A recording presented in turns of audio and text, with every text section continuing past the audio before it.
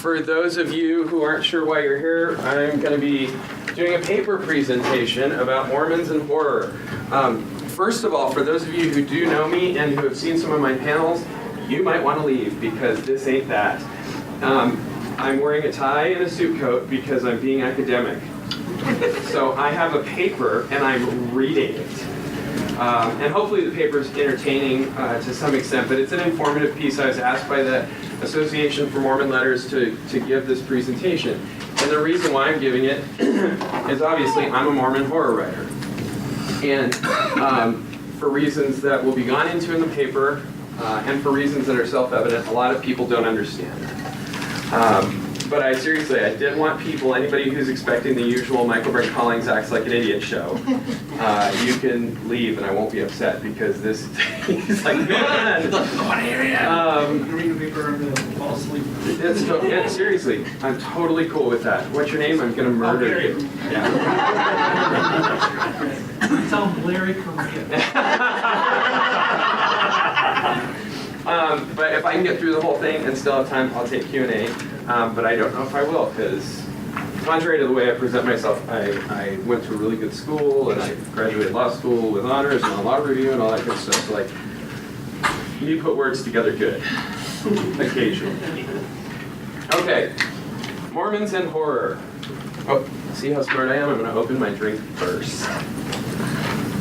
Also, now you're in suspense. What happened next? Mormons and horror, light within the dark. I'm a horror writer. I am a Mormon. Whenever these two intersecting, and yes, they are intersecting, facets of my life are discovered, the response is invariably one of surprise, if not outright incredulity. Contrary to most people's expectations, no one at church has ever said, a horror writer, well, you're definitely going to hell. Indeed, the first person I tend to call when I want to watch a scary movie is my stake president. That being said, even he was surprised when he first found out, because it seems, what, wrong? And yet, as will be stated shortly, horror is perhaps the best suited genre for Mormons. And Mormons are themselves the most horror-laden people, though neither in quite the way you would expect. Our thoughts on horror. First of all, we must discuss what people think of as horror, for that is a large part of the reason that horror is thought of as anathematic to Mormon lifestyle. And we must then discuss why the public conception is largely wrong, i.e. what horror is versus what people think of it. We're going to talk first a short history of communication. Throughout history, information has been conveyed in a wealth of ways. The first is physical. People do not tend to think of purely physical movement as communication, but it is actually the most used. Albert Moravian, and incidentally, I do have some footnotes, I'm going to leave them out because nobody wants to hear blah-blah-blah, edited blah-blah-blah this year, okay? And if you do want to hear, you have the problem, not me. Albert Moravian came up with the famous rule that intrapersonal communication is comprised 7% of words, 38% of tone of voice, and 55% of body language. On its face, this can be easily observed, but at an even deeper level, it becomes not just obvious, but certain. I.e., it is hard to misunderstand a person's intentions when he or she is hitting you over the head with a stick. You have done something that person does not appreciate. Physical communication can also be seen in dance, wherein entire stories are told. In modern forms, they are typically coupled with music as part of the storytelling medium, but the earliest forms of dance were performed alone. After nonverbal, however, there came the oral. The picture of an ape man grunting as he discovers how to use a tool in the movie 2001: A Space Odyssey is one of the most enduring in cinema. Underlooked, however, is the more important moment of evolution. The moment when the godlike monolith appears to a bunch of creatures huddling in a cave, swatting at one another in irritation as their only mode of communication, of thought. When it appears, they dance around the monolith, they touch it, they dance back, and then suddenly they speak. The small punches and hits disappear, and all gather together to give the most primal, principal form of communication. They worship. They, in essence, speak together for the first time. The discovery of a tool is the evolutionary step most noticed in cinema studies, but the oral communication, the gathering together in communal grunts to each other and to something greater than themselves, is surely just as important a moment, unobserved in the movie before that time. Tools bring obvious evolution, but when the new men gather and sing, community is born. From this then was born writing, a natural confluence of tools and oral communication. From Sumer in ancient Mesopotamia around 300 BC, and via the Olmecs or Zapotecs of Mesoamerica circa 900 BC, spring the oldest known original examples of writing. Not just numbers, but fully formed series of symbols conveying complex thoughts and information. The movement from tools to speech to writing should be a fairly obvious jump. Speech is, I lost my page. Given that the last one is a marriage of the first two. Speech focuses on abstract thought, and that speech is then recorded in writing. So now we have writing, and from this, written stories. Almost. It is interesting to note that though we have writing that dates back to 3200 BC, the first surviving work of great literature, the Epic of Gilgamesh, appeared over 1,000 years later, circa 2100 BC. Again, it makes sense. Excuse me. A student does not jump from icy spot straight to Enlil made him terrifying guardian whose mouth is fire, whose rolleth fled water. A burgeoning civilization, tens of thousands of individuals struggling to work and live together for the first time, is even less inclined to make this leap. That said, the Epic of Gilgamesh miraculously came to be, and I will read you this footnote. In a very Mormon fashion, this was a miracle, and in a very Mormon fashion, this miracle is not the only one to be seen, nor do such miracles cease in times of antiquity. Humanity had enjoyed stories for its entire existence. Adam himself was told stories of life before, of life to be, and why life was. The famous Mormon questions. Where did we come from? Why are we here? And where are we going? But the Epic of Gilgamesh is the first great story to live that is not merely a recounting of what the gods did, but how we make sense of them. And appropriately, it is pure horror. A tale that centers around men and man-beasts who come to challenge one another in death and blood. A friendship found only to be torn away by extraordinary pain followed by death. And above all, of a king who is slated from the first to discover that he will die. But even in this death, he finds life. In this horror, he finds joy, and this is the key. Long after Gilgamesh returned to Uruk, long after he discovered immortality was and ever would be beyond his grasp, written stories had passed from a thing of kings to a thing of commoners. Stories were bound in books. At first, these books were still things of riches beyond the dreaming of normal people. But eventually, cheaper methods of paper production were found. The printing press was invented. Stories could not only be heard and seen, but now read. With the increased demand for books came an increased demand for something most of us fail to think of. Booksellers. Mostly men, they opened small shops that catered to the needs and desires of their specific patrons. Though booksellers had existed in ancient Greece, it was, after all, quite fashionable to have a library if one could afford it. It was not until the late 1800s that bookselling really took hold, primarily in Europe and the United States. Then came bookstores such as that of Kenyon College, the oldest continuously operated bookstore in the United States, and the third oldest bookstore in the Americas, which was primarily to supply the Christ-seeking men of the college itself. Books found in religion. Following shortly after, one could find neighborhood booksellers catering to the men and women of the area, the people of their own communities. In Stephen King's horror novel, Needful Things, a man comes to a small town.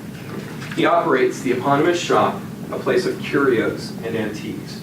It is only too late that he is recognized as what he is, a devil incarnate. Similarly, the bookstores came, cheap stories could be found, and with them came horror. As books became more popular and booksellers more ubiquitous, a strange thing began to happen. The sellers no longer knew what they sold. Early booksellers knew exactly where every book in their store could be found. A person came in and asked for a medical text. The proprietor took his customer to the third row, fourth shelf from the bottom, and here it is. Ladies' Anatomy in Lippincott's Medical Works is really quite excellent. You have something frightening and strange, good sir.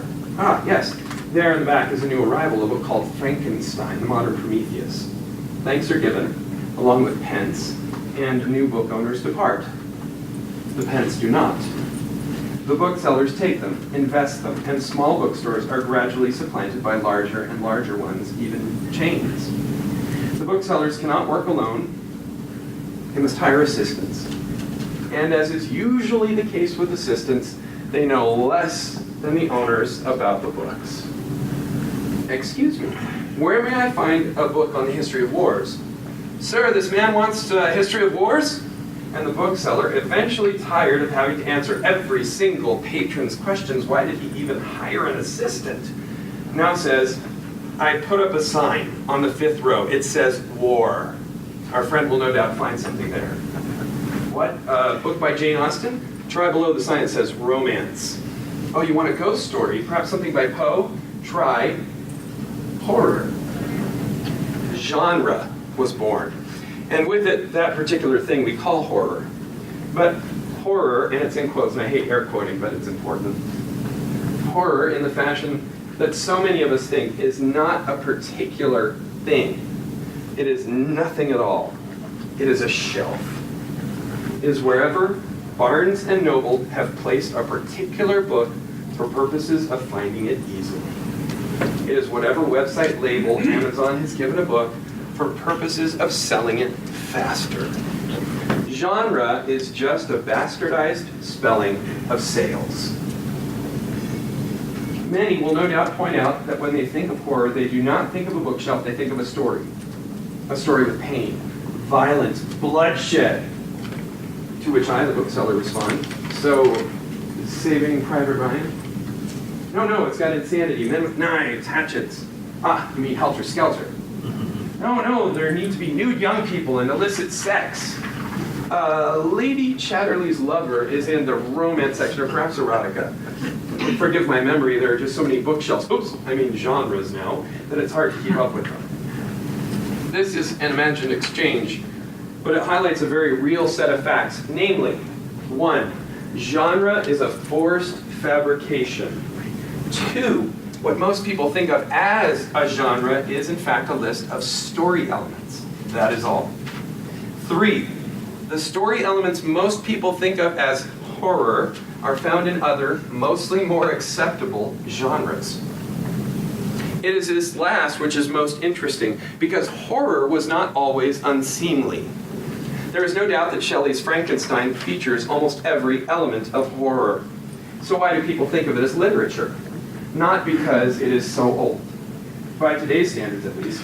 Even people who read it when it came first off the presses in 1820, written anonymously by the then 20-year-old Shelley, did not say, bookseller, where can I find the horror book about the monster? They asked for no horror, just for a rousingly good book that asked searching questions about the nature of man's relationship to God. Because there was no horror, there was only story. Until there wasn't. Now, if the horror genre, and another footnote I'll read, in a stunning exhibition of hypocrisy, in spite of all that has gone before, I will refer to genre often moving forward. This refers not to the actual definition of the word that I've set forth, but to the idea that so many people hold of what a genre, particularly horror, is. I specifically turned this off, but I guess I suck at it. Oh. That's not in the paper. Okay. If the horror genre is really nothing but a space on a shelf How is it that so many people know what horror is and know the same things about it? Because what we are thinking of is not horror. It is a horror poster. As touched upon above, when people asked for Frankenstein, they did not ask for that horror book. They asked for Shelley's Frankenstein. Books were all there were, and the only meaningful distinction between types of written fiction were whether they were told in poetry or prose. Prose is actually a relatively new form of storytelling, which only slowly gained in popularity not after the invention of the printing press, but after the invention of movable type. Books rose in popularity and eventually supplanted plays as the most popular long-form storytelling media. This, however, was not to last. In the 1800s, two inventions changed stories forever and began the lie that we think of as horror: radio and television. By the early 20th century, radio shows predominated. They changed elections at the highest offices. They provided news at a rate hitherto unimagined, and they told stories. Little Orphan Annie, The Lone Ranger, Inner Sanctum. Story after story, enthralled, excited, horrified. Still, even this innovation paled in the face of what was to be the most life-changing invention of communication of all time, though the internet is poised to take over that spot: the motion picture camera. With the motion picture camera, stories could at last truly be seen. Stage plays could be seen true, but motion pictures allowed for a verisimilitude that could not be believed by most who first witnessed its final product. The world had seemingly overnight become a predominantly visual place. The biggest booksellers, the publishers, saw a threat to their once high position in media, by which it is meant they saw a loss of market share and corresponding loss of income. Books were books, no matter what. They were a collection of dark squiggles on light paper. But there were still places where, excuse me, the publishers could accommodate the public's desire to see things. Internal artwork became more prevalent, so people could see what their heroes looked like or could witness a moment in the action. Even so, it is obvious that a dozen pictures, black and white no less, tucked in the pages of a book will hardly create a media firestorm or a rise in sales. That left the covers. And here we see where the idea of what is horror gained its first foothold. In a space of 20 or 30 years in the early 1900s, from around 1910 to 1930, covers went from predominantly black ink denoting title, author, and publisher to colorful artwork. It should be no surprise then that people's impressions of what a kind of book held were dominated by the largest publishers, who paid attention to one thing: what sold. If a book with romantic elements sold 1 million copies, the booksellers could take the cover element, an elegantly dressed woman with a torn blouse, swept off her feet by a pirate with dashing looks and a muscled chest, and reproduce it over and over. Romance became a thing of rough, over-sexualized men yanking beautiful, over-sexualized women away from their boring lives and into adventure. Horror merited the same treatment. Sorry. Incidentally, I'm walking amongst you, and some of you are probably worried about like the cootie zone. I'm not sick, I promise. Just these rooms kill my throat. Also, I think you can cut up and eat the air sometimes in Utah. Oh, if you wanted to choke on it. There's no nutritional value. It's hardly any. I'm on a diet at school. Okay, horror merited the same treatment, as booksellers inevitably discovered that a stark cover with Frankenstein etched across leather, and I know it's not called just Frankenstein, it's just for brevity's sake, etched across leather sold far less than a cover showing a hideous green face. And also, covers showing a dark, oversexed man standing slightly behind a beautiful, oversexed woman with a ripped blouse laying on a bed. This is not a joke, by the way.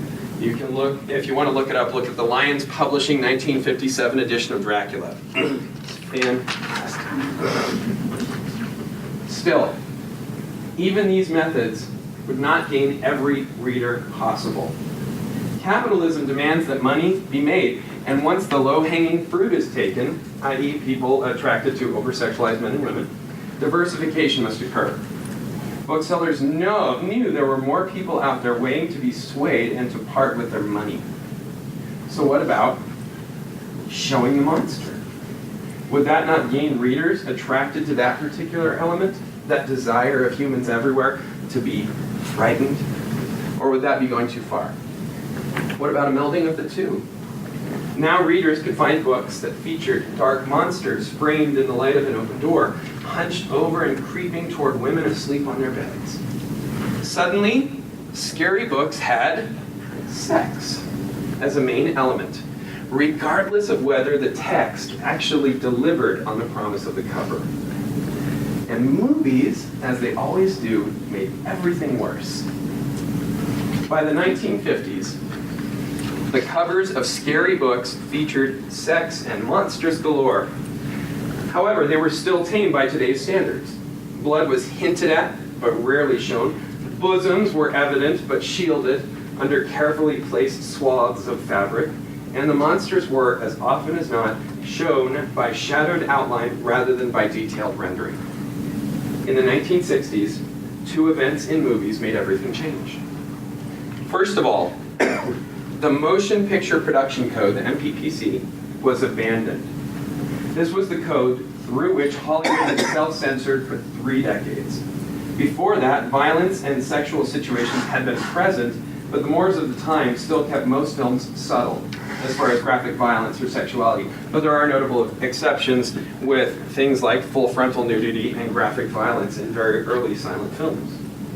In the 1950s, however, the MPPC began its decline, sharpened when the United States Supreme Court, in the landmark case of Joseph Burston, Inc. versus Wilson, ruled that motion pictures fell squarely under First Amendment protections, and that the New York State Board of Regents could not ban the short film Il Miracolo, which was part of an anthology film and which featured the impregnation by a villainous man called Saint Joseph of a disturbed peasant woman who believed herself to be the Virgin Mary. Note, the impregnation did not occur on screen, it was simply the concept. The trend continued in the 1960s as actors, producers, and directors clamored for more than the MPPC would permit. It was eventually abandoned in favor of the Motion Picture Association of America's voluntary ratings code. Now, graphic violence and nudity could be shown with the mere appendage of an R rating. Even explicit sexual intercourse could be found if a producer were willing to accept an X. This was not the only change wrought in the 1960s. In 1962, as part of its anti-communist policies, the United States began a period of heavy military involvement in Vietnam. By 1963, there were over 16,000 U.S. soldiers in Vietnam. Nor were they the only newcomers. Hundreds of journalists arrived as well, providing coverage of the war at a level never before seen in history. Indeed, Vietnam was dubbed the living room war, with families gathered in their living rooms to watch video, often graphic, depicting violence and even on-screen death by various means. Never before had so many people been offered a window into the true horrors of war. Never before had the average person known so much of faraway conflict. And never before had media executives realized just how seductive the call of overt prurience could be. For those of you who don't know what prurience is, it's being just totally engaged in naughty, icky stuff. Sex and violence, mostly. Just for its own sake, not for any harm. With the advent of the living room war came the realization that ratings could be bought with violence and sex. Pushed by the need for ever greater profits, media organizations began pushing overtly violent and sexual advertisements, and almost as an afterthought in some cases, explicitly violent and sexual content. This was fueled further by the sexual awakening of the 1960s. Bras, before then just another undergarment to be carefully covered and ignored, were now shown in public, sometimes the entire subject of news reports. Free love could be found on news and entertainment alike, not to mention its reality for so many people's day-to-day lives. Violence, sex, a perfect marriage, or perhaps a perfect storm. The level of graphic content in movies surged, in no small part because people gradually became inured to what had previously pushed the envelope, and now demanded more and more and more. Sex sold in abundance, and violence did not push people away, it pulled them in. Horror was not the leader in this. It was simply swept up in time's current, along with everything else. The 1970s and 1980s continued this trend, though horror movies and stories still carried something in common, a characteristic that all such stories had carried from the beginning. They were all morality plays. From the Epic of Gilgamesh to Beowulf to the tragical history of the life and death of Dr. Faustus, scary stories invariably existed within the framework of a moral universe. Gilgamesh finds out he must die, then realizes that his flawed short life is the best gift he could possibly receive of the gods. Beowulf realizes the harsh effects of envy and vengeance. Dr. Faustus realizes that repentance is powerful, but must be exercised in God's own time. In the 70s and 80s, it was more of the same. Teens discovered that drinking, smoking weed, and having premarital sex was a sure recipe for disembowelment. Young girls found that strength in the face of nightmares could win out. Parents were taught that their children had value and should be listened to. Both relatively new cultural ideas. Scary movies were simply educational tales. Never take candy from a witch or strangers. Do not be taken in by the sensuousness of foreigners like Dracula, or by the forbidden pleasures offered by a classmate. Strength is not found by seeking to rise above the gods, or by anything else than your own inner self. In the 1990s, though, audiences became jaded and grew tired of the morality framework of previous horror movies. They turned to cynical meta-views of their own lives and their own horrors. It is no surprise that the most successful horror franchise of the 1990s was Scream, a slasher-style film whose true genius is not in finding a new way to punish sinners, but in its ability to point out the perceived silliness of the stories that had gone before. The killer ghost face is almost an afterthought, providing fewer kills and opportunities for the characters to discuss how film intersects with life, what happens when people break rules, and whether any of these things really matter. Morality turned to cynicism, and cynicism then morphed to nihilism. The new millennium saw the rise of a new kind of horror, and one that indelibly linked the genre to a new level of pain: torture porn, which, like Scream, provided the decade's most profitable horror franchise. In 2004, the movie Saw was released.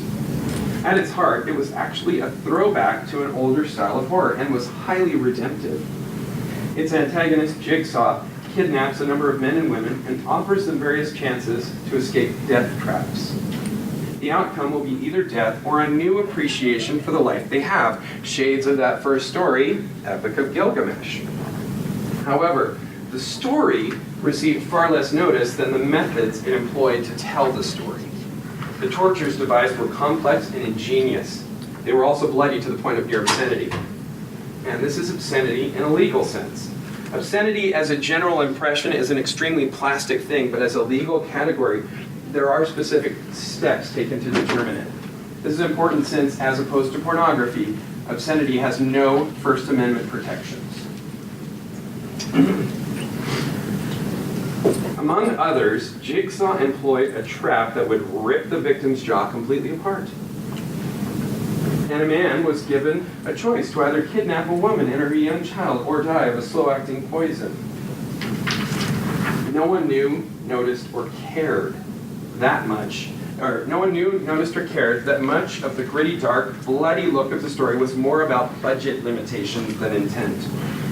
It was suddenly, for a large portion of the movie-going audience, all about the kills. Is it any wonder, then, that when most people think horror, we think not of a reasoned definition, but of a movie poster representative of our time? Of a woman hanging upside down, implicitly nude and awaiting torture. Of dismembered fingers spelling out the number of the newest movie installment.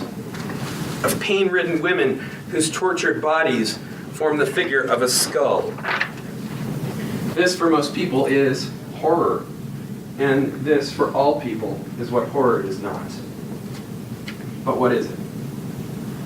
Well, part of what was just said is something of a deception. Though Saw had a definite moral center and a clear hope by the filmmakers for some pedagogical effect, its followers did not. Each succeeding movie in the series became more and more about what kind of cruel death trap could be comprised or composed. Ditto, a stepchild series, Eli Roth's Hostel movies, which centered around places where the rich could pay to torture and kill victims. Mostly hormonal college kids out for a last fling before real life set in, in any way they could devise. The characters in these movies matter little. The blood and the nudity matter a great deal.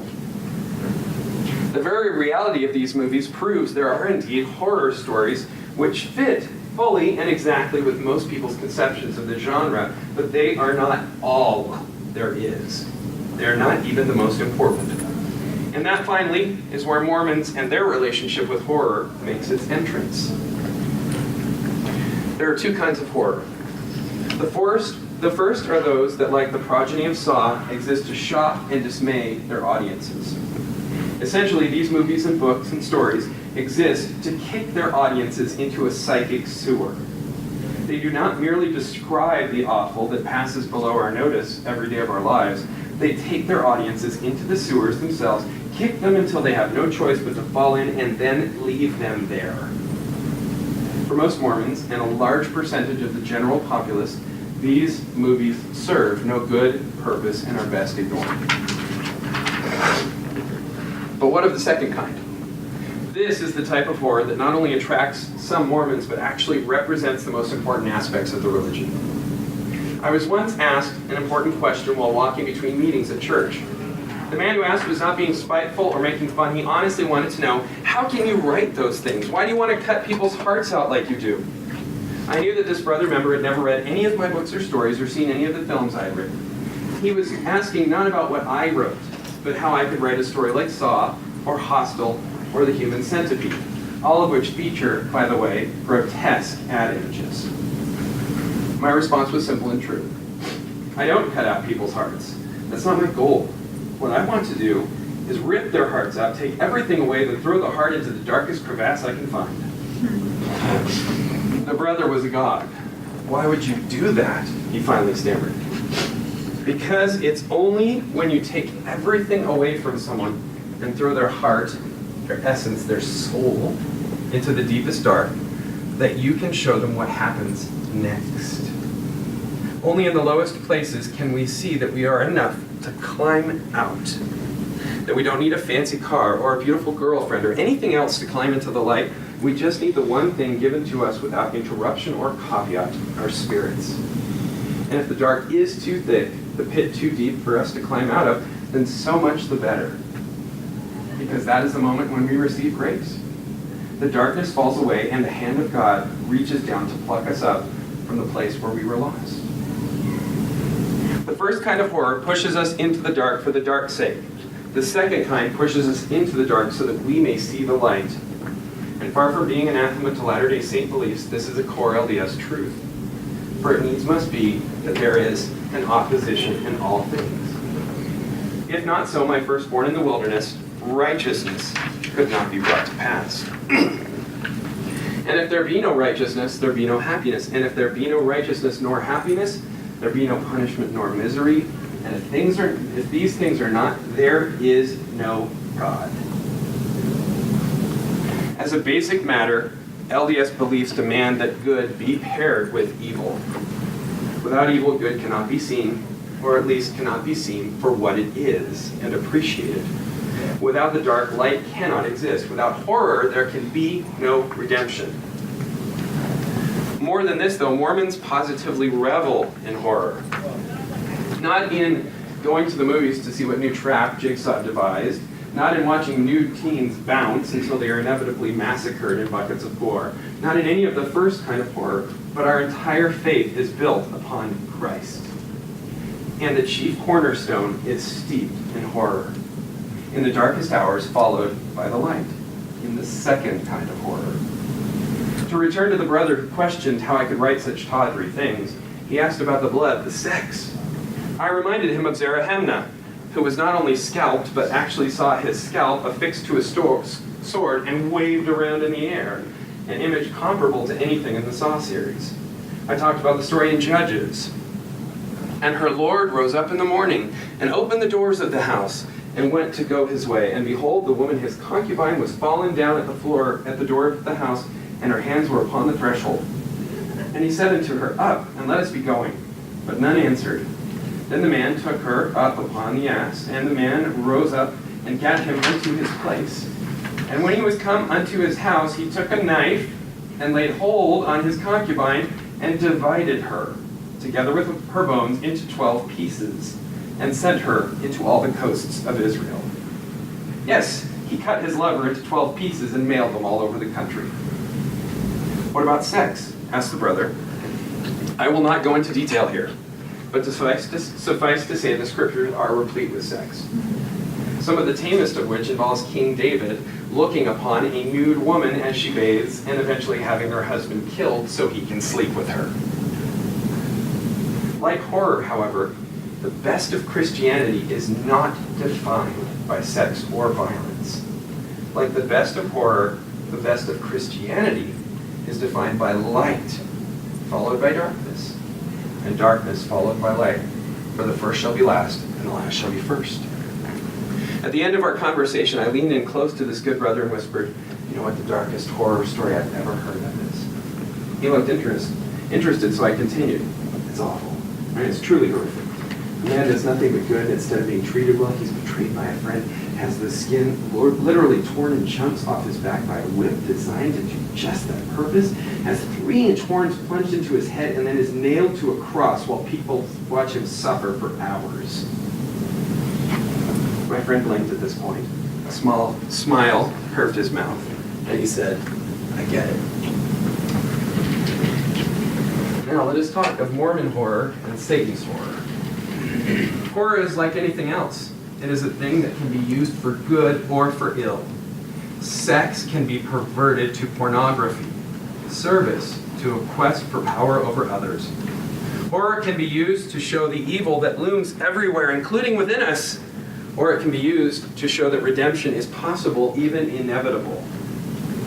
I frequently hold forth that horror is the most moral of all genres, or at least the most potentially moral. People who have never read a book by Stephen King or Dean Koontz will often judge them as sleazy or evil, while unaware that unlike in your average sci-fi or fantasy, both men are not only concerned with the great questions of our religion, where did we come from, why are we here, where will we go? They are positively obsessed by them. In The Stand, widely seen as King's best single-volume work, two groups gather after a plague that nearly wipes out humanity, in itself a story with obvious scriptural parallels. They are explicitly good and evil, with the evil group gathering in Las Vegas. Again, obvious thematic reasons why. And led by a character who appears in many of King's books, known as the Walking Dude, or the Man in Black in The Stand. He promises his people safety and security. They just have to bow to him and abdicate the power of all their decisions to him. And the effect, at least for a while, is that the people in Las Vegas are united and safe and quickly moving back to the civilized world they recently lost. Contrast to the group of good people who constantly bicker and fight amongst themselves. Defection to the bads are regular, and little work can get done because the people in the good group, for some reason, feel themselves free to disagree, to argue, to fight about every little thing, and some to choose for themselves. They're also led by a prophetess. This is no error, and it is no unusual moment. In thrillers, mysteries, science fiction, and fantasy, people who profess to speak for God are either dubbed insane or malicious, or, in the case of fantasy, are mouthpieces for the gods of that universe, who rarely bear any resemblance to the gods worshipped by humanity in our world. In both cases, pedagogy is rare, and when it appears, is often, if not usually, confined to the idea that religious people are bad. In horror, however, as in The Stand, prophets and prophetesses are not only real, they are the only path to salvation. The prophetess in King's story leads the people to a promised land where they will be safe, where they will not be saved with no condition, but can become so if they make the right decisions. Her power rests not on physical force. She is an old woman, but in the fact that she is close to God, and the twin fact that those who listen will come closer to Him and to His protection.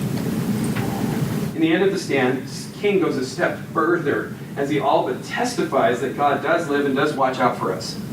The Walking Dude's people are set to kill all the righteous, and most of the good people's leaders are to be tortured and killed in view of all. What happens? The Walking Dude conjures forth a ball of fire to destroy a dissenter, someone who wants freedom of choice.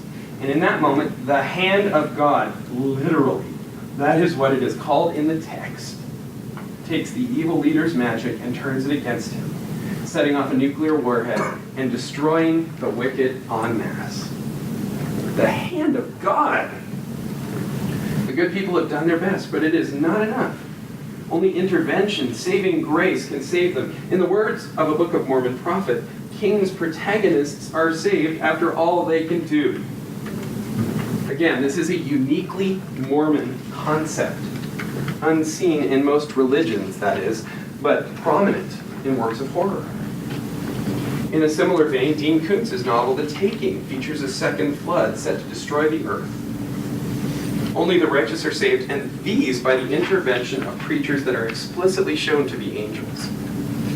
In The Face, a soul is literally shown descending to hell, only to be redeemed by an angel who takes that soul to heaven. In The Darkest Evening of the Year, the dog is vested with God's power and saves a child who suffers a mental disability, which renders her innocent and incapable of sin. The list goes on. It is true that horror exists with pain. The same could be said of life. Horror is often interwoven with sex as a motivating factor, but sex, as we know, is part of a holy sacrament, and sexual interaction was part of God's first commandment to Adam and Eve. Unlike many religions, Mormons do not shun sex, they embrace it, though they believe it is to be exercised within the boundaries the Lord has set, which we call chastity for short. Pain can be used as an end, or it can become a way of recognizing joy. Sex can be used to grow closer to a spouse and to bring more of the Lord's waiting souls to earth, or it can be misused and perverted in fornication, pornography, and more. None of these facts make trials, the Mormon name for pain, or sex into evil things. They simply show the reality that Satan knows well how to pervert the good. And in like manner, the fact that some horror misuses its power does not make the genre into a bad one. Indeed, horror can be seen as a uniquely Mormon experience. In redemptive horror, blood is not the principal subject. Sex is not gratuitous. Both are there to set the stage for final reward and ultimate release. This is not to say that good horror stories must end happily. In my novel Apparition, for instance, all the characters suffer painful, even deadly fates. But what makes it, in my opinion, bearable is that the pain exists within that all-important moral framework. For me, the story was first and foremost about the effects of child abuse and parents who put themselves above children. Such things do not end well. Not for the parents, not for the children, so the story I told ended badly. But it ended badly with the aim of telling a greater story, that we can change, that we can be better, that our mistakes can be forgiven and our souls redeemed. Redemption. The word has come up often in this paper, and that is because it must. For horror is all about redemption. Horror stories can be about evil for its own sake, but they should be, and so often are, simply retellings of the first story. The story of a man who, before we were born, volunteered to save us, who is despised and rejected of men, a man of sorrows and acquainted with grief. And we hid, as it were, our faces from him. He was despised, and we esteemed him not. A man who literally bled from his horrors. And what a horrifying scene that must have been. as he suffered not just for our sins, but our infirmities and pains of every kind. Pain suffered by one man who was literally tortured as he knelt alone in Gethsemane, followed by the torture of scourging, having a crown of thorns pressed into his flesh, and finally the long misery of crucifixion. But this is not all. This is not what makes the Savior's story true horror. It is the redemption that does it. The moment where he descends from heaven and shows himself to Mary. The body he still holds, and which shows we will all live again in the flesh. The fact that he will one day return and finally destroy the pain that has gripped us all. Horror is not about the pain. It is about the relief. It is not about the blood, but about the healing. Even if the healing leaves scars, those scars can then be used to prove the reality of a blessing. Just as Christ used his scars to prove who he was and that his blessings were real. Horror. Good horror, real horror, true horror always asks questions. 3, in fact. Where do we come from? Why are we here? And what comes next? And horror, for that reason, is not only appropriate for Mormons. When properly executed, it is a uniquely Mormon experience. Thank you.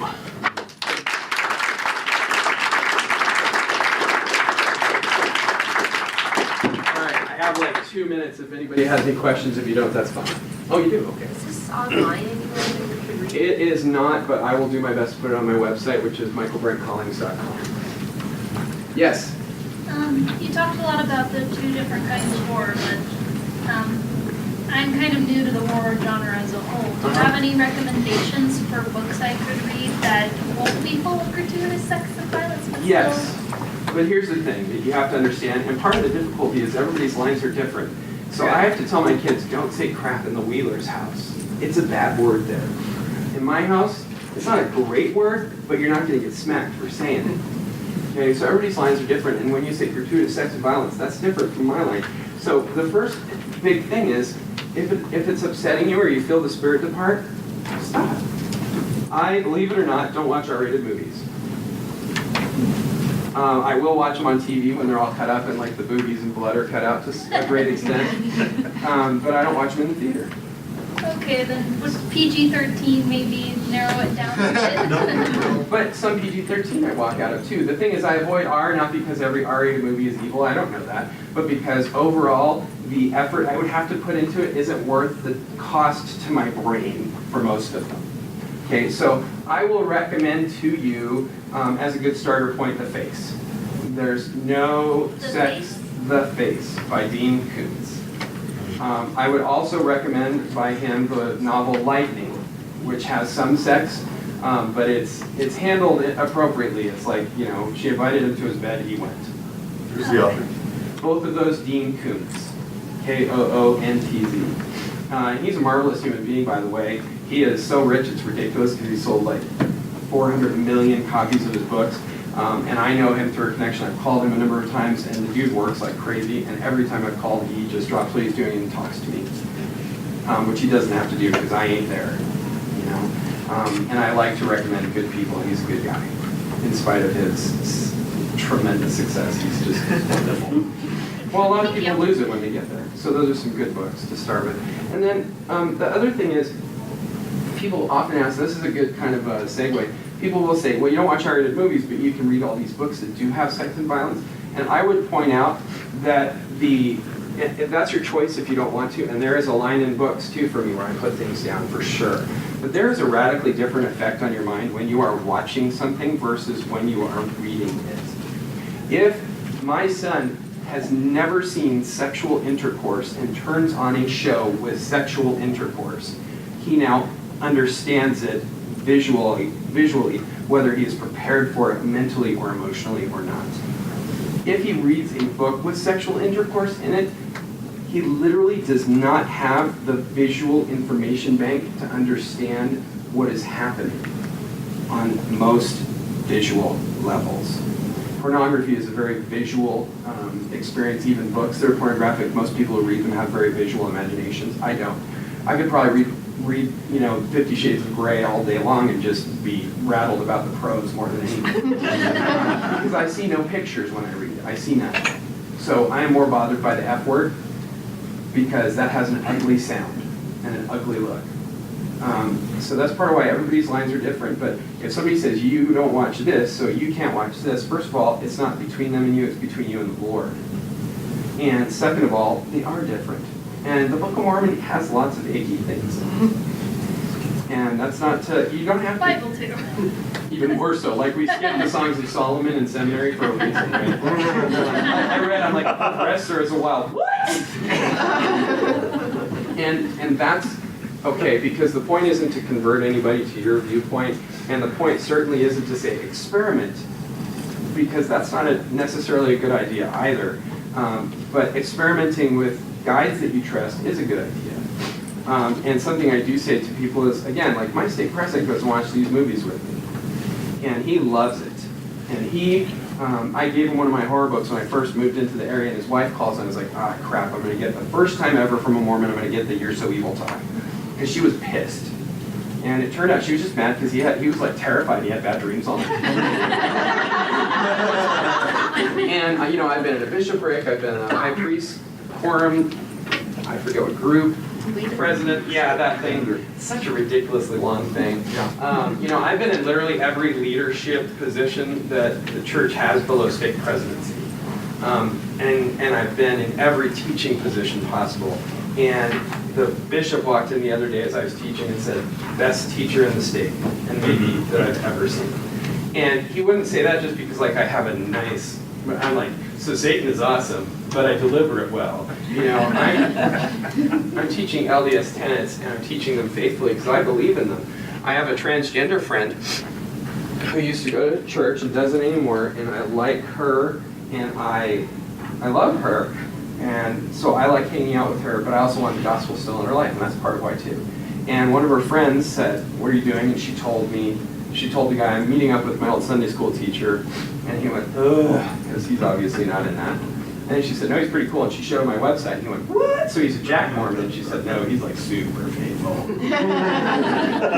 So the Lord, in the MTC, I kind of loved it because I'm a rules guy, but at the same time, a lot of missionaries come out of the MTC with the idea that perfection is all being the same. And there's one version of perfection, and there isn't. The version of perfect that you are is fulfilling the measure of your creation. It's being the best you can possibly be. Which is why when the Lord says some of us are going to the celestial terrestrial kingdom, that's not a punishment, that's us going to our happiest place. And that's another gesture of the Lord's mercy. So just because I like this thing that you don't, more often than not, I have found it's not because that other person is evil, it's because I don't have the understanding to see their point of view. Which is why we're not allowed to judge people. And by the way, my only hopeful get out of jail free card, because I'm a miserable person. But if I can tell the Lord, he's like, oh man, I go, but I didn't judge anybody, he'll be all, oh crap, come on in. Any more questions real quick? Yes, sir? On the same line of recommendations, what movies would you recommend? That are uplift. Well, there's The House at the End of Time. And that's a Venezuelan picture, so if you don't like reading your movies, you don't want to read that. There is Watcher in the Woods, which is a Disney movie that scared the piss out of me when I was Oh my 10. gosh. I ran down the hall screaming. I was literally, I was like, ah, like that. Anyway, the scene where she's like in the mirrors and stuff, but that was it. And the problem with horror, though, is because it deals with these existential questions, most of the horror that's in movies is that first kind of horror. It's the yucky kind. Because yucky is external, and movies are primarily external. So it's much harder to find kind of a loving one. Even The Ring has a really downer ending, but the big horror of the movie isn't like watch the videotape and die. The horrific point is where she hears the sound of the videotape and walks in and sees her son watching it. And so that's a movie that is very much about family relationships. So, thank you again.